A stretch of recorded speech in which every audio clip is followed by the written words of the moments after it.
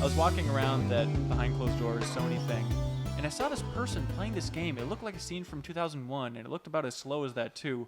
Whereas this sci-fi game where a ship was like slowly trying to dock with another ship.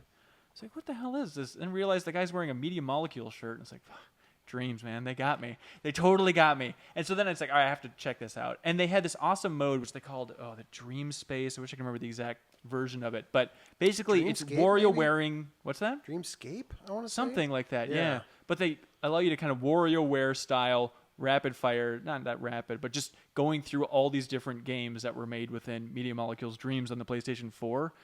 And I have watched trailers of that game for 4 years, 5 years now. Like, I really felt like I got it. But that demo really blew me away. It is absurd how good those games can look. Like, there's another space shooter that just was like Colony Wars on PS4, you know? It was just wild. Then you jump into a straight-up text adventure built within Dreams. Then, like, a bizarre 2D platformer. Then, like, this atmospheric, nightmarish one where you just have a flashlight and it's kind of terrifying. Like, it is like playing through a series of very polished Game Jam games, and it's really cool. I think the Game Jam comparison is really interesting and like probably a good one. And the guy I was talking to, first of all, I'll say that game is probably cooler than I've been giving it credit for. 100%. Yeah, and the guy I was talking to is like, when you make your creations, you can add like a tag to it. And so if you want, when you go into play like just a random selection of games, you can just like search for stuff other people have made. Yeah. And it'll give you a random sampling of stuff. And you can search for like, I just want to play some horror games tonight, and type in some horror, and it'll give you a bunch of horror stuff. Or it's like, I want to play platformers, and like search in platformers. It'll bring up the platformer tag stuff. Yeah. And like he compared it to like even indie games are kind of hard to make these days, but this is kind of like, I have like a general idea for a game. It's like a micro game.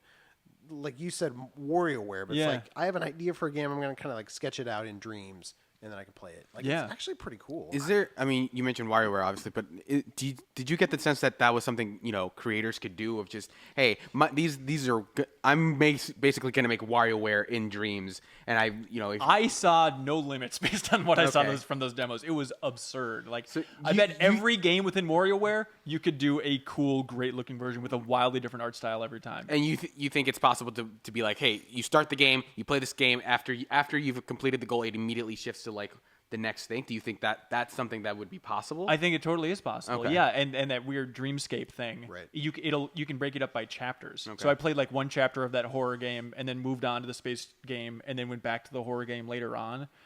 That game's wild. Like, I was working with a designer for Media Molecule while playing it there, and he was like, yeah, you know, I took a lot of 3D modeling classes. I'm a 3D modeler. That's where I got my start in the industry. And he's like, after working on this game for 5 years, however long they've been working on, he's like, I don't want to go back to any other tool set. He's like, this is just the best 3D modeling tech that I've ever used in my life.